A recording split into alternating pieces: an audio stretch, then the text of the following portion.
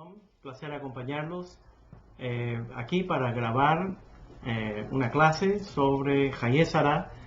Esta semana pasada no pudimos transmitir la clase en vivo, desafortunadamente, pero por razones de que tuvimos una boda aquí en la sinagoga, estoy grabando desde el Bet Midrash de la sinagoga de Lincoln Park en Yonkers, en el nombre del Centro de Estudios Judíos Torah Temet y todo nuestro equipo, nuestros coordinadores de Latinoamérica, el More Joseph y Mora Alma, y también Miriam Álvarez, coordinadora de Europa y de España.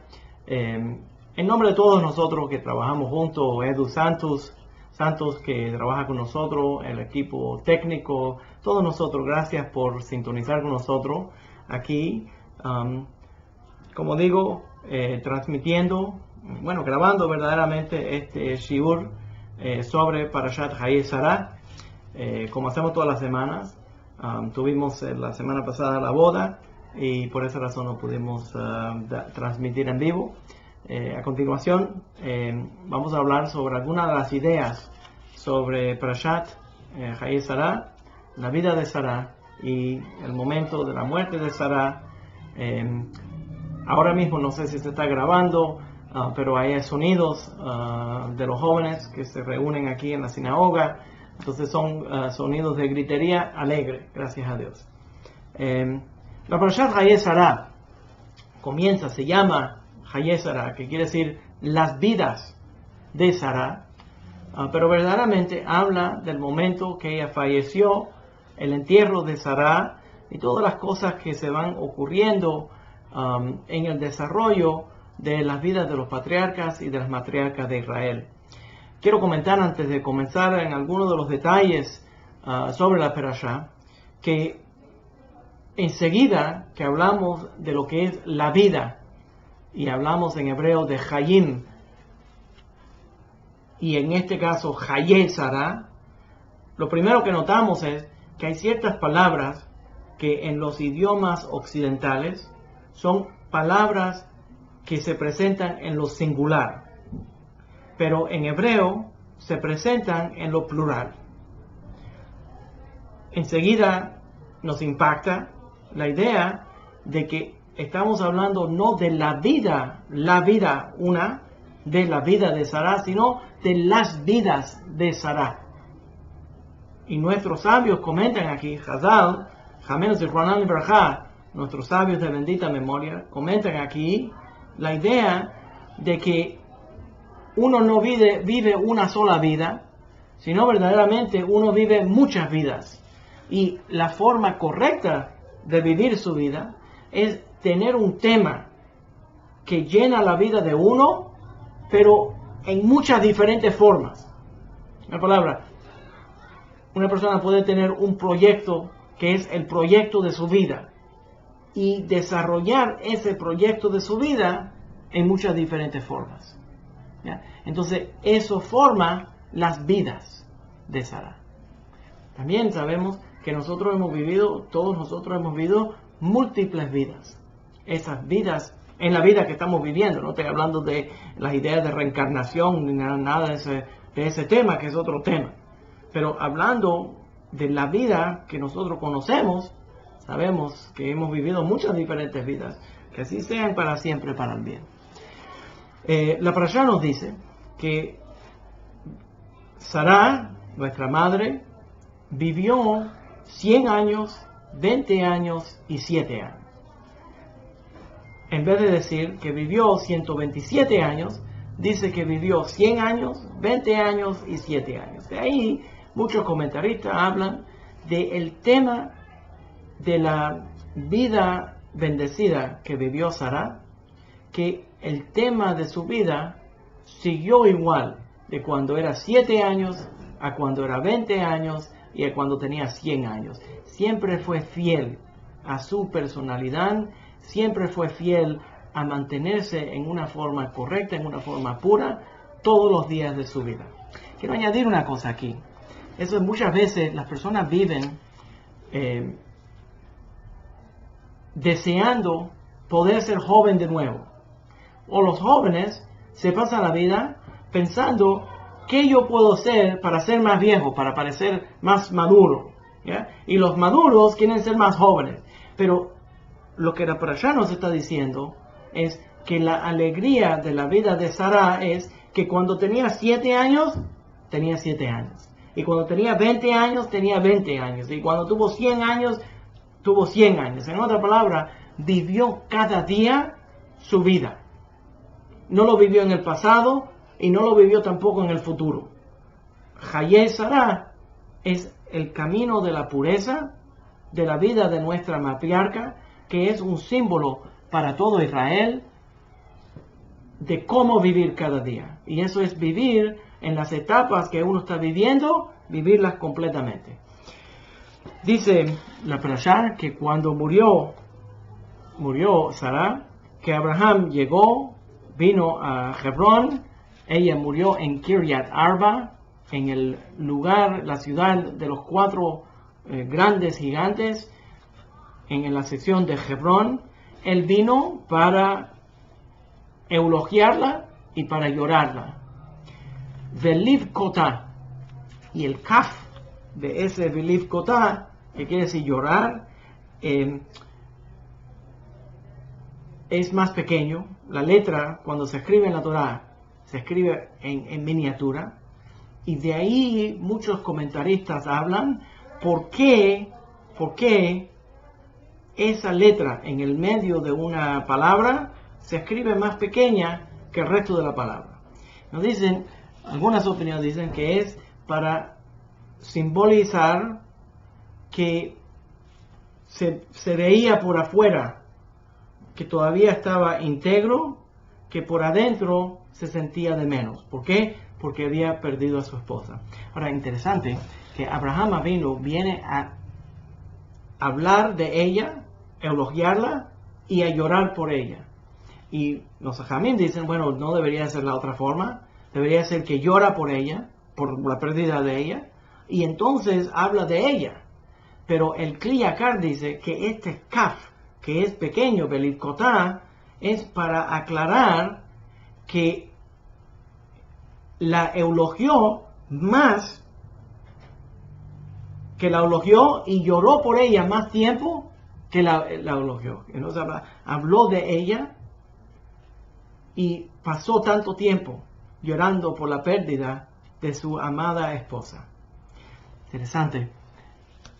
Abraham Avinu habla de la vida de ella delante de los residentes, los hijos de Het, allí en esa tierra, hablando de las cualidades de Sara.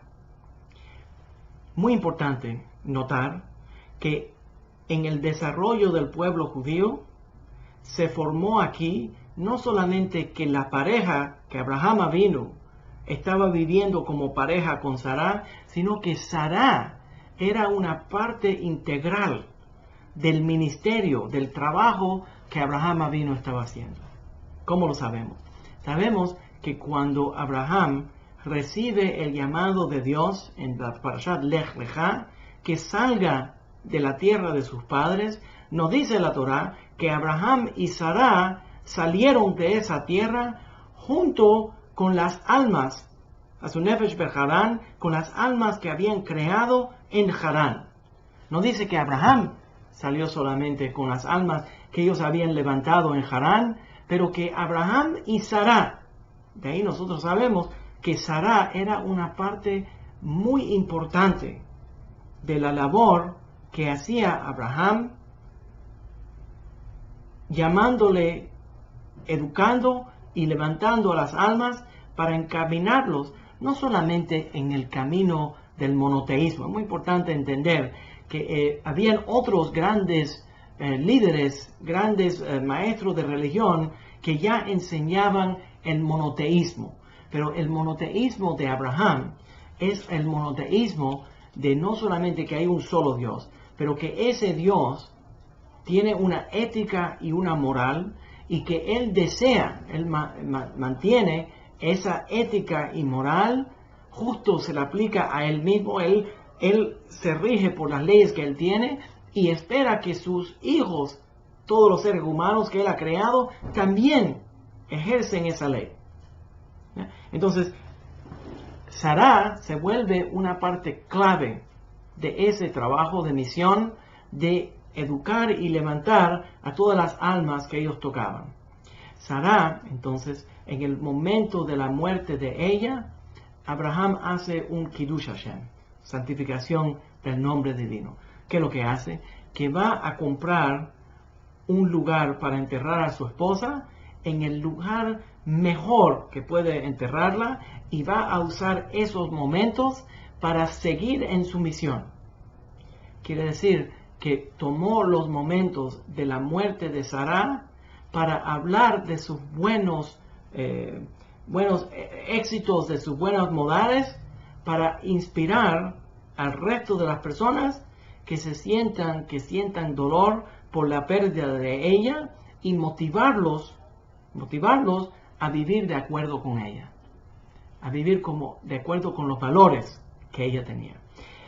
Es interesante porque siempre en un Hesped, cuando nosotros hablamos elogiando a alguien que murió, seguimos el contexto en la cultura hebrea que Abraham crea en esta parashá. Y eso es hablar de los valores eternos de esa persona, promover que las personas que tengan contacto con esta muerte sientan profundamente el dolor de la pérdida de esa persona, porque cada persona contribuye una gran bendición que solamente ellos pueden contribuir. Que sientan esa pérdida y que internalicen algunos de los valores de esa persona, que la memoria de esa persona inspire más mitzvot. Y de esa manera, al inspirar mitzvot, sigue influenciando la neshama, el alma de esa persona en este mundo, y sigue acumulando mérito. Una de las formas que nosotros recordamos a los difuntos en nuestra familia es dando tzedakah o haciendo alguna mitzvah, conociendo que eso era algo de interés para ellos. Nosotros hacemos esa mitzvah para mantener viva las buenas acciones de esos. Por ejemplo, a mi madre, que paz descanse, le gustaba mucho cuando yo enseñaba Torah. Entonces yo, más todavía, ahora que ella no está en este mundo, que está en el otro mundo, yo sigo enseñando Torah y le pido a Hashem que entienda, yo estoy seguro que lo sabe, que una de las razones que hago esta labor que estamos haciendo es en memoria de mi madre, de Santa Bendita, de bendita memoria. ¿Qué es lo que estamos haciendo? Añadiendo y permitiendo que la memoria de la otra persona nos inspire para hacer más mitzvot. Por esa razón, muchas veces nosotros decimos cuando alguien se muere, no solamente decimos Alaba Shalom, que descanse en paz, y voy a explicar por qué en un momento, pero también decimos cuando recordamos a alguien, Zichron Libraja o Zichroná Libraja, que su memoria sea una bendición, que quiere decir que nos bendiga esa memoria a hacer más mitzvot.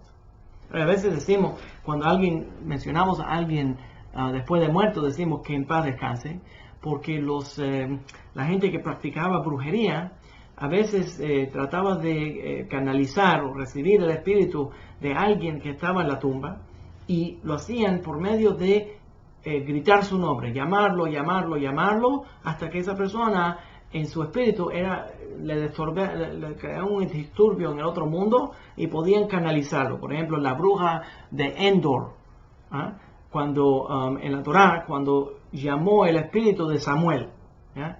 Entonces, nosotros cuando mencionamos a alguien no queremos llamarlo, entonces decimos que en paz descanse, no te estamos llamando, no queremos estorbar su descanso.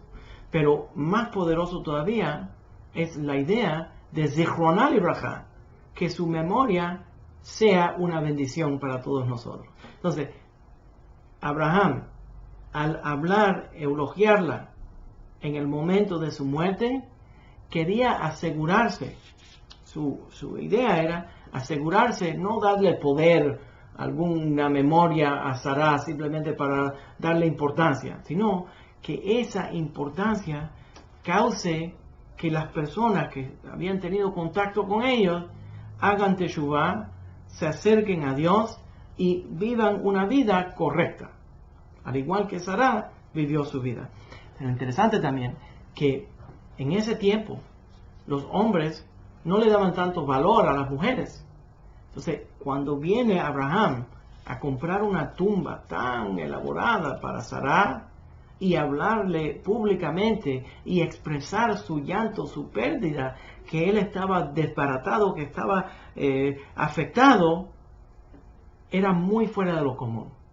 Y crea centralizado dentro de la cultura hebrea que nosotros no solamente tenemos patriarcas, sino que nosotros verdaderamente somos judíos porque somos los hijos de Abraham y de Sará, nuestra madre, que todavía su legado de mitzvot y su legado de bendición y de andar en el camino justo todavía está bendeciendo al pueblo judío. La presencia de Sará todavía se siente dentro del pueblo judío. Sará es una mujer fuerte, una mujer que le dio fuerza al pueblo judío, una matriarca verdadera del pueblo judío. Es muy importante entender esto.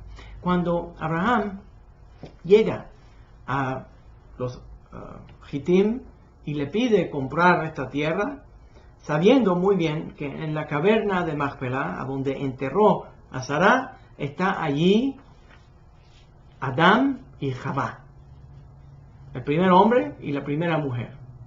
La pregunta es, bueno, nosotros sabemos que esa caverna se vuelve la tumba, el lugar a donde están enterrados Abraham, Yitzhak, Jacob, Sarah, Rivka, Rachel, Lea. Están enterrados los patriarcas menos Rachel, que está enterrada en la calle, porque se murió al dar a luz a Benjamín. Pero todos los demás patriarcas y matriarcas están enterrados en ese lugar, en Hebrón. Entonces, pero interesante, esos son los que fundan, los fundadores del pueblo judío, pero también está Adán y Javá. Y creo que dentro de ese mensaje de que está ahí enterrado Adán y Javá, nos está hablando la Torá otra idea. Y eso es que el pueblo judío, el acto de Abraham y Sará, de Yitzhak y de Rivka, de Jacob, Rachel y Lea, es no ser diferente al resto de la humanidad, sino completar la razón de la creación de la humanidad. En otras palabras, el camino de Abraham es el camino del desarrollo humano. El camino, el propósito del desarrollo humano. Abraham presentó a la humanidad lo que desde el principio Adam Arishon quería crear para la humanidad. Eso es, presentar otra forma de crear un paraíso en la humanidad. ¿Qué es esa forma? Concentrarnos no tanto en el mal, no solamente no hacer averot, tratar de no hacer averot, tratar de no hacer pecados, pero concentrarnos en un camino a donde estamos añadiendo bien al mundo. Adán fue creado y fue puesto como el guardián del paraíso, del Gan Eden. ¿Qué quiere decir que es el guardián del Gan Eden? Que tiene que añadirle significado al Gan Eden, al paraíso. El ser humano tiene que actuar para añadirle bendición al mundo cuando estamos afuera del Edén.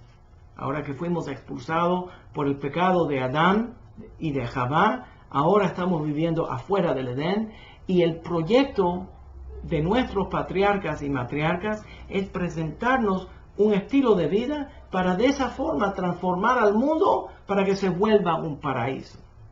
En fin, entonces el plan del pueblo judío es crear un arrepentimiento, un reconocimiento en el mundo de la presencia divina para que venga el Mashiach y transforme para el bien la vida de todos los seres humanos en este mundo. Imagínense, ¿sabes lo que es un pueblo que le presenta que va a llegar el día a donde los hermanos no se van a matar uno a otro, a donde se va a vencer a todas las enfermedades, a donde no va a haber pobreza, a donde las naciones no se van a atacar uno al otro, que va a llegar el día donde la humanidad va a llegar a su gloria reconociendo la espiritualidad.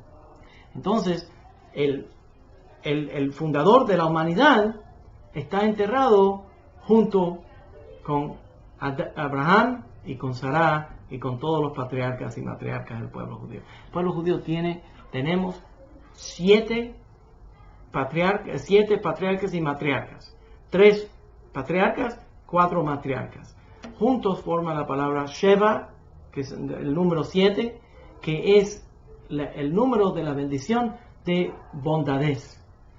El simbolismo es de mucha bondadez que Dios le trajo esa bendición al pueblo judío para que el pueblo judío pueda por medio de Abraham bendecir a todas las naciones del mundo. ¿Ya? Entonces, busca y compra la caverna de Macpelá, que es el primer lugar que el pueblo judío compramos de los gentiles en la tierra de Israel.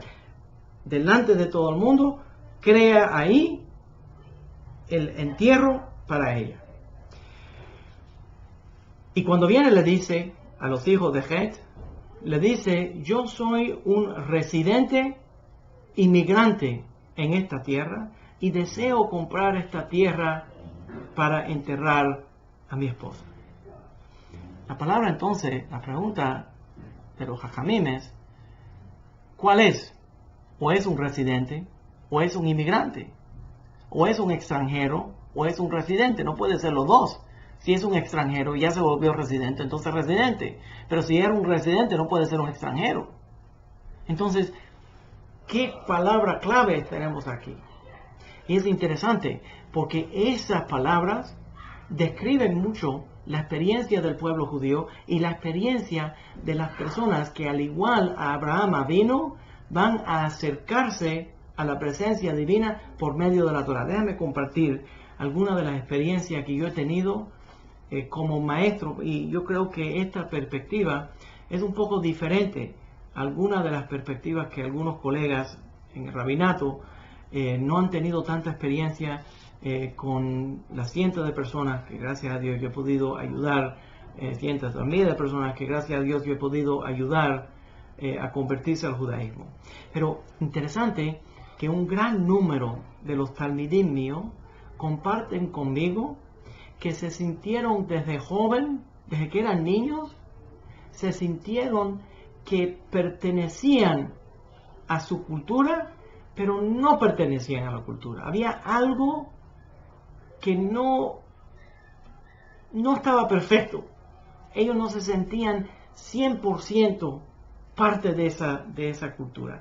Algo los molestaba y se sentían que eran residentes, pero extranjeros. Aunque nacieron en ese lugar, nacieron en la cultura que los estaba encaminando, algo le faltaba. Y creo que Abraham está expresando en esta parashá la experiencia de todos los judíos, que nosotros somos parte del mundo y no rechazamos ser parte del mundo, pero a la misma vez no cuajamos completamente, no somos completamente parte de este mundo. Hay una parte de nosotros que no está cómoda completamente en esto. Y ese sentimiento de estar cómodo, de estar asentado, pero no estar asentado, es parte de la experiencia, en mi opinión, de un espíritu de profecía.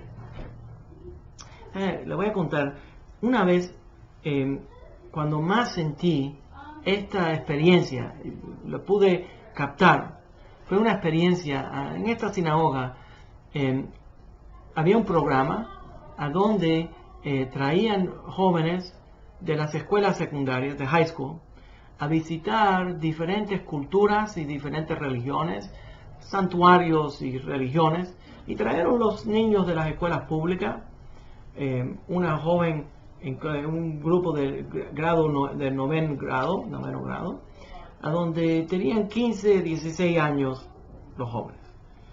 Y me pidieron que hable con los jóvenes de muchas diferentes grupos raciales y étnicos que son parte de la experiencia de vivir en la ciudad de Nueva York, donde hay muchas personas de todas diferentes. En esta ciudad, en Yonkers, tenemos 116 idiomas hablados en la escuela pública. ¿Ya? Entonces, una gran variedad de humanidad en este pueblo. Una de las razones que me siento muy bendecido de poder vivir aquí. Y me pedían que presente algunas ideas básicas de lo que es el judaísmo y qué es lo que creen los judíos. Y di una charla a los jóvenes a su nivel, explicándole lo que es el judaísmo, de dónde viene y qué nosotros creemos. Y cómo somos diferentes al resto de las religiones, al Islam y a la religión cristiana y a todas las diferentes religiones que se presentan. Y tomé algunas preguntas. Los jóvenes me hacen preguntas muy agradables, muy bien. Y terminamos el programa, me dan las gracias, todos se paran para irse y noté que había una joven de 15, 16 años, afroamericana, que se queda atrás y empieza a caminar muy lento para quedarse, para hablar conmigo privadamente ahí cuando todo el mundo se iba. Se queda ella detrás y viene y me dice: Rabino, te quiero dar las gracias hoy. Por el placer de poder recibirte. ¿Por qué me está dando las gracias especialmente? Me dice: yo quiero darte una gracia especial. Me dice: mira, me dice a mí, toda la vida, me dice, yo me he sentido que yo no pertenezco a la cultura en que me estoy criando. Y hoy yo te oí a ti hablar de cosas, de ideas que yo siempre he sentido, pero yo no sabía qué se llamaba eso. Hoy yo no aprendí nada nuevo de creer, simplemente aprendí cómo se llama esa fe que a mí me nace tener. Me dijo a mí que ella quiere algún día convertirse al judaísmo. Y yo le dije a ella: si tú te sientes que esas ideas son agradables para ti, son correctas para ti, y tú sientes que son naturalmente parte de tu espíritu y ya ahora tú sabes lo que se llama, cuando tú seas mayor de edad, tú puedes encaminarte a seguir lo que tu espíritu te está llamando. Entonces, Abraham, al igual que ella, está expresando ese sentimiento de pertenecer y de no pertenecer. Y yo sé que muchos de los talmidim míos tienen esa experiencia de pertenecer y no pertenecer. Y a veces, por esa confusión, por ese sentimiento mixto, de esa experiencia de ser extranjero pero residente, escogen presentarse como si fueran un extranjero. Adoptan una cultura y se separan cuando aman mucho a la Torá, buscan separarse del resto de la familia en su proceso de conversión, rechazan lo que ellos dicen que es la cultura gentil para poder simplificar su proceso. Pero verdaderamente el camino de Abraham es predicarle, enseñarle y encaminar a los miembros, a los ciudadanos del pueblo de Het. En el momento de la pérdida de Sará, él no se separó de la sociedad, al revés. Usó esa oportunidad para encaminar a los que lo rodeaban. Pero lo importante es una idea impactante de que el pueblo judío es una nación más de entre todas las naciones. Pero no somos una nación igual que todas las demás naciones. Somos y no somos. Pero somos, al fondo, parte de la expresión del ser humano. Por esa razón, Adán y Javá están enterrados en la cueva de los patriarcas. Y hay un detalle que se va formando en la historia judía, que yo creo que es importante, que está relacionada. Y eso es que los males que le van a ocurrir a los seres humanos, primero le ocurren al pueblo judío. Por ejemplo, el terrorismo primero fue un ataque al pueblo judío, y si la humanidad no hace nada para detener ese ataque contra el pueblo judío, desafortunadamente le cae al resto de las naciones. ¿Por qué? Porque somos parte de las naciones, pero no somos parte de las naciones. Y somos humanos, pero somos más todavía humanos. Esa experiencia de la humanidad se expresa por medio del pueblo judío. Entonces, lo que pasa con el pueblo judío afecta a toda la humanidad. Es humanidad reconociendo su humanidad. Por esa razón opino que Adán y Javá están enterrados junto con los patriarcas, porque esa expresión de los patriarcas es la expresión de la humanidad. El pueblo judío, por esa razón, invita a toda la humanidad a tener una experiencia con el divino. En todas las demás religiones, en el tiempo antiguo, las religiones decían, y todavía hoy en día, las religiones decían que ese es el Dios de esa religión, y para poder llegar a ese Dios tenías que convertirte a esa religión. El judaísmo dice que no, que es el Dios de toda la humanidad, y este camino del judaísmo es para entender el Dios de toda la humanidad. Sumamente importante ese mensaje. Esa primera compra de tierra para poder hacer un entierro forma también un patrón en la experiencia del pueblo judío que tiene mucho, que se va repitiendo muchas veces. Y eso es, en cada país, en cada lugar a donde hemos vivido, el pueblo judío termina comprando una porción en ese lugar para enterrar a sus muertos. Quiero mencionar un tema que estamos hablando sobre esto, que creo que es sumamente importante. Y eso es la necesidad de todos los anusim de no solamente convertirse al judaísmo, terminar su conversión y vivir una vida judía, pero también de dejar claramente, expresar claramente por escrito a los miembros de su familia sus deseos, como uno quiere que sus restos sean enterrados después de la muerte. Me pasó una vez que conocí a una señora, yo no la convertí, pero una señora que se había convertido al judaísmo, que era soltera, murió de una enfermedad, y los miembros de la familia, amándola, quisieron enterrarla en un cementerio cristiano.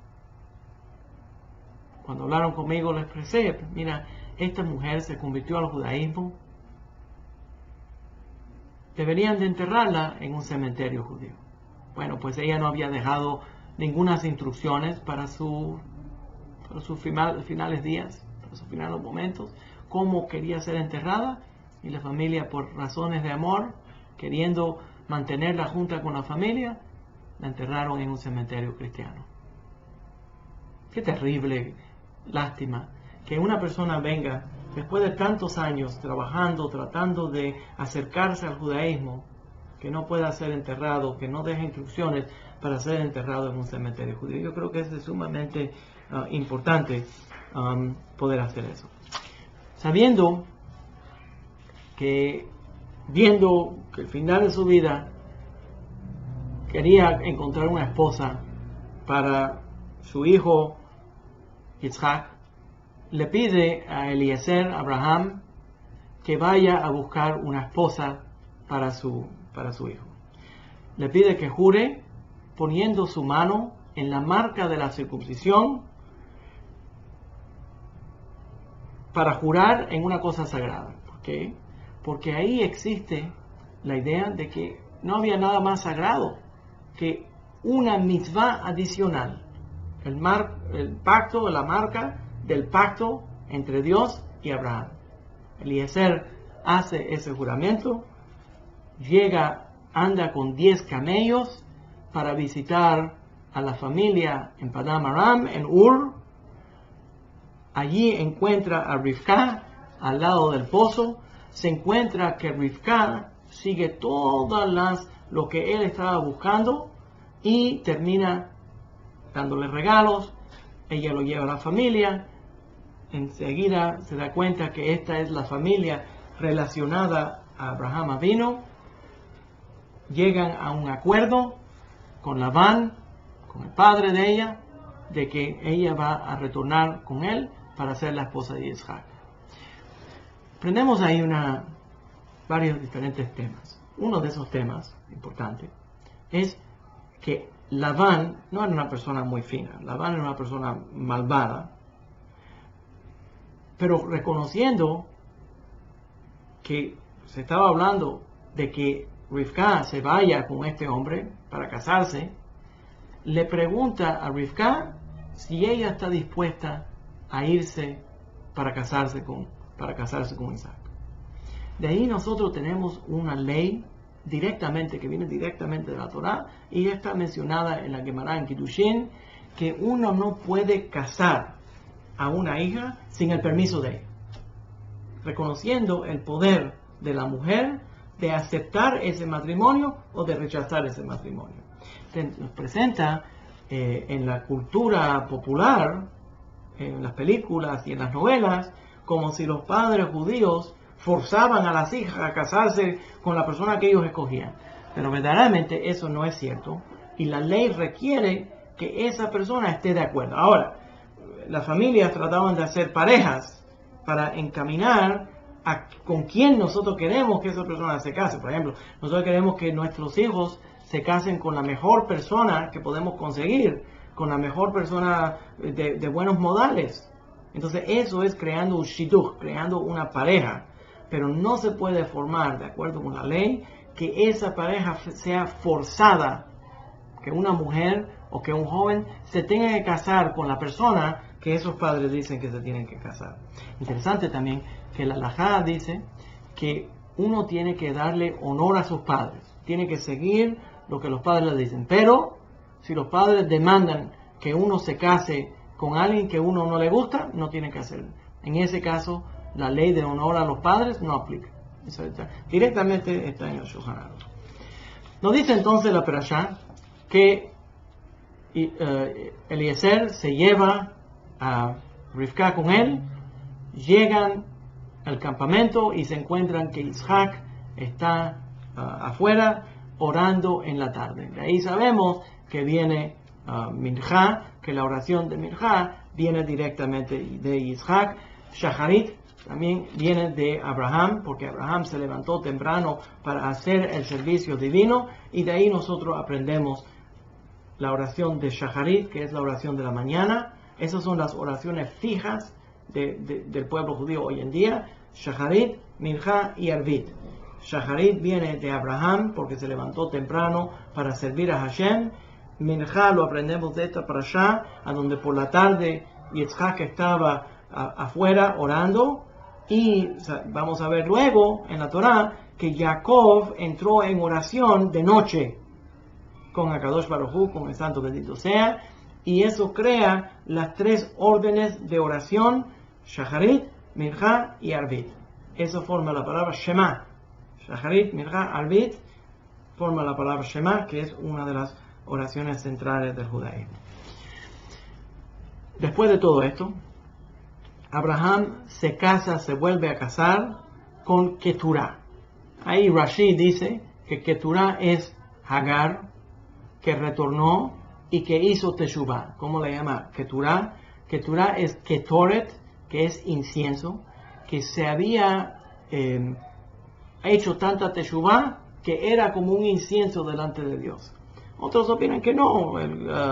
Que el Rashbam, por ejemplo, dice que no, que Keturah no era Hagar, que era otra mujer. Se casó con esa mujer y tuvo más hijos. Siguió adelante. Torah nos dice que al fin de su vida le dio toda la potestad a Yitzhak para que Yitzhak adelante la causa, y Yitzhak heredó todo lo que el padre tenía, que era mucha riqueza y mucha riqueza espiritual.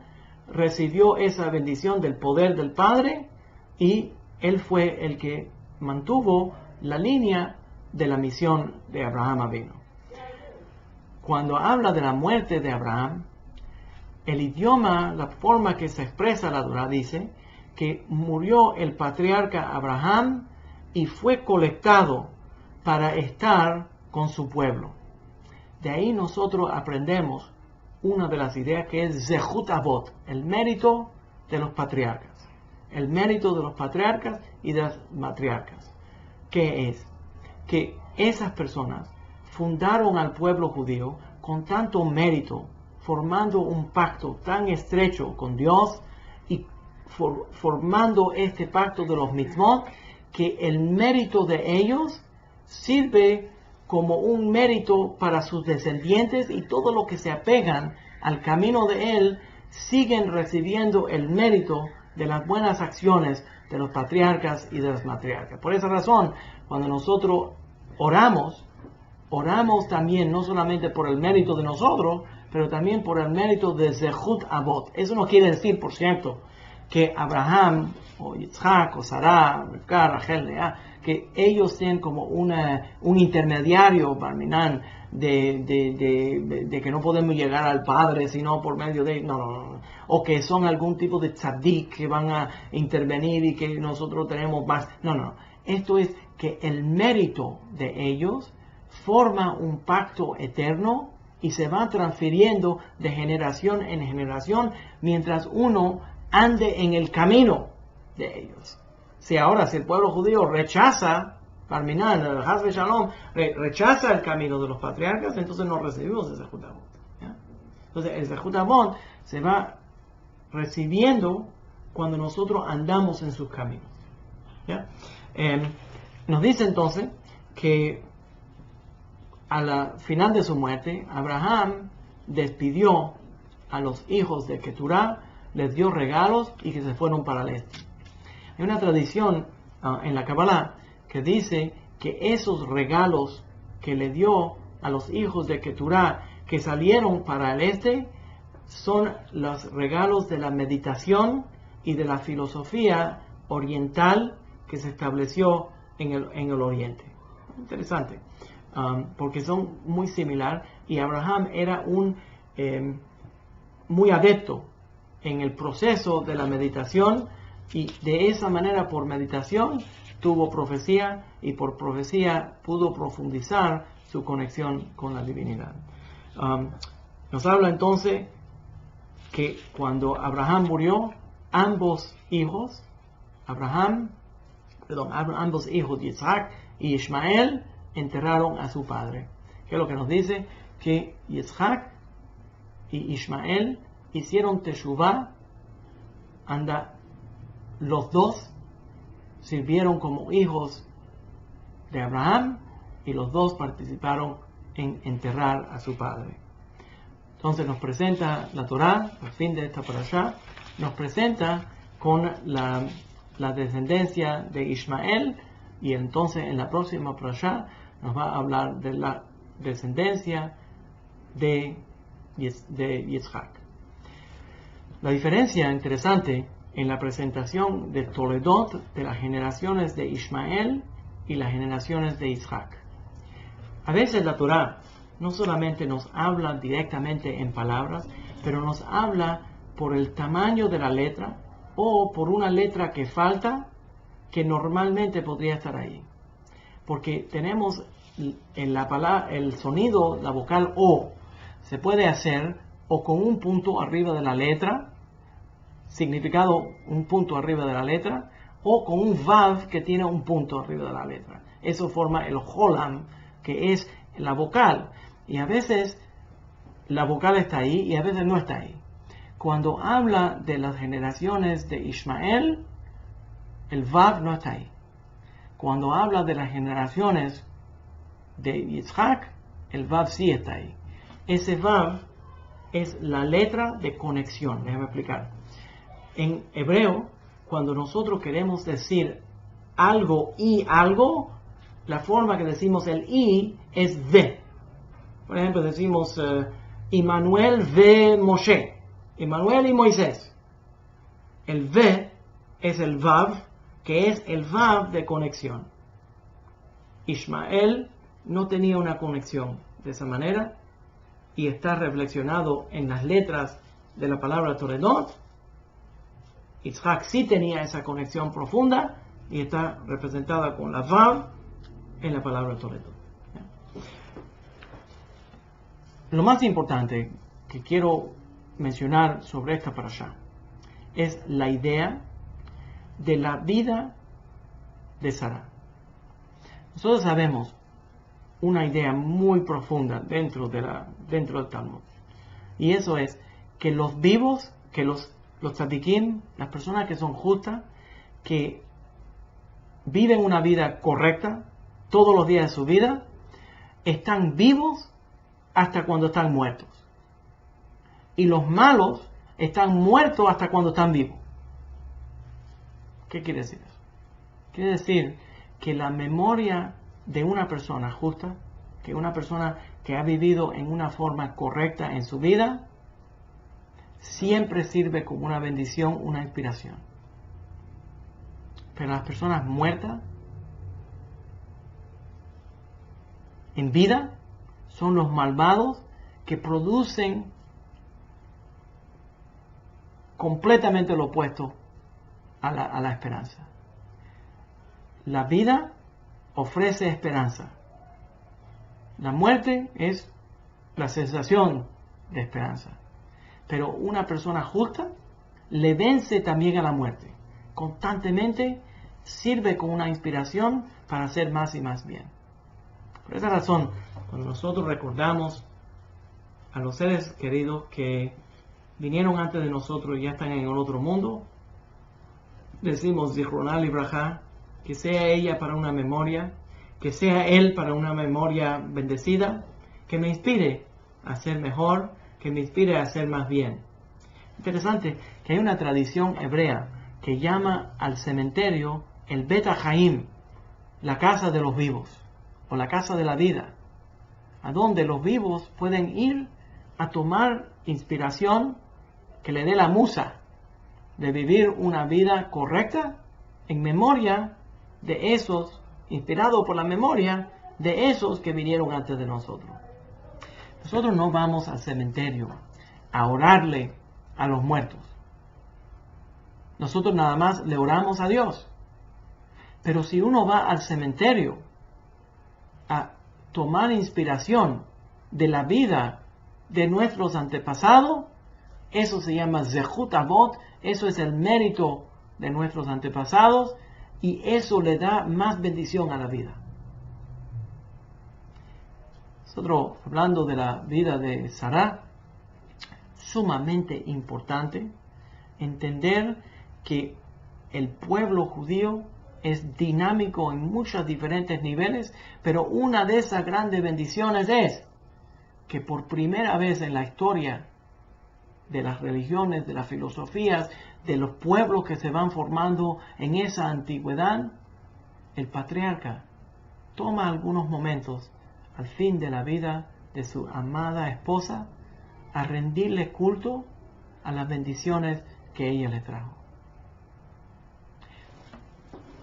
La religión judía no solamente reconoció a Sarah cuando ella murió, sino cuando Abraham en la parashá anterior, Sarah le dijo, bota a Hagar y a su hijo de esta casa, y Abraham dice, ¿qué voy a hacer? Y le pide a Dios, ¿qué es lo que voy a hacer? Dios le dice, escucha todo lo que tu esposa te diga, sigue lo que ella te diga. Sabiendo muy bien que Sarah también era profetisa, y que ella también tenía un pacto muy estrecho con Dios, aún algunos dirían que hasta más cercano con Dios que Abraham. Esa es la fundadora del pueblo judío. ¿Quién es Sarah? Sarah es la que causa la diferencia. Hay que pensarlo. Abraham tuvo 2 hijos, luego tuvo más, pero Abraham tuvo 2 hijos.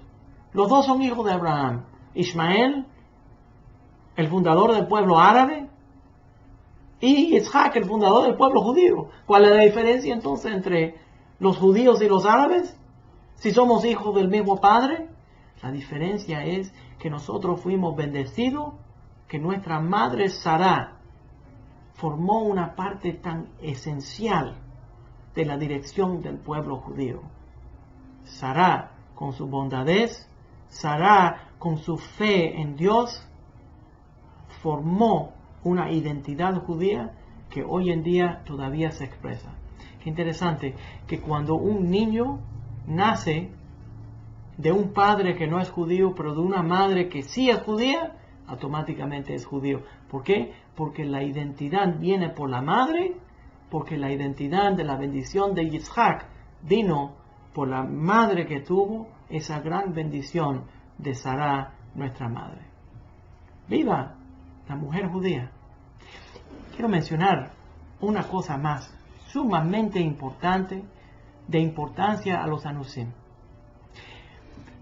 En un gran número de las sinagogas españolas y portuguesas, el edificio está establecido con 4 columnas. Esas 4 columnas aguantan el Ezrat Nashim, que es la sección de las mujeres en la sinagoga. Esas 4 columnas y aguantan el techo del edificio. Esas 4 columnas representan las 4 madres de Israel.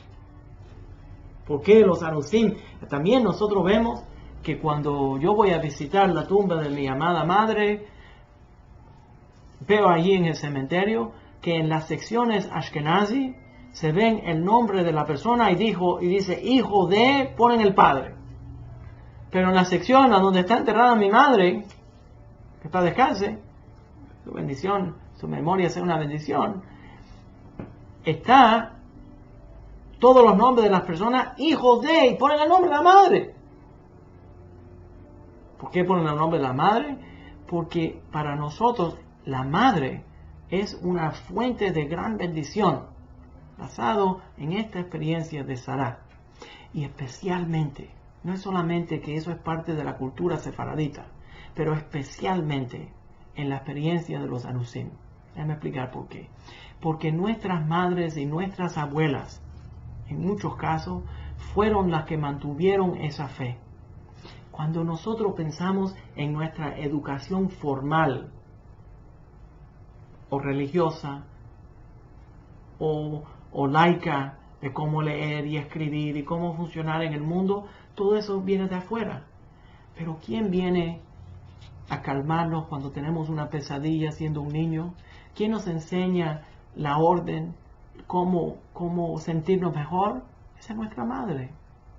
Las madres de Israel, las madres de los anusim, se volvieron matriarcas y mantuvieron el gran secreto, pero pasándolo de generación en generación. Muchas de nuestras madres y abuelas son las que nos dieron nuestra identidad judía, que hoy en día nosotros los anusim estamos volviendo a reclamar. Quería dar este shiur no solamente para reconocer a nuestra matriarca Sará, que es la fundadora del pueblo judío, que está viva dentro de todos nosotros. Hayé Sará, está viva Sará dentro de nosotros, pero todas las madres de nosotros, todas las abuelas de nosotros, que son las abuelas del pueblo de los anusim, que han pasado este legado de bendición a todos nosotros. Vamos a renovar su memoria. Vamos a restaurar su memoria, retornando toda la casa de Sefarán al camino de nuestros antepasados. Shalom y gracias por acompañarnos.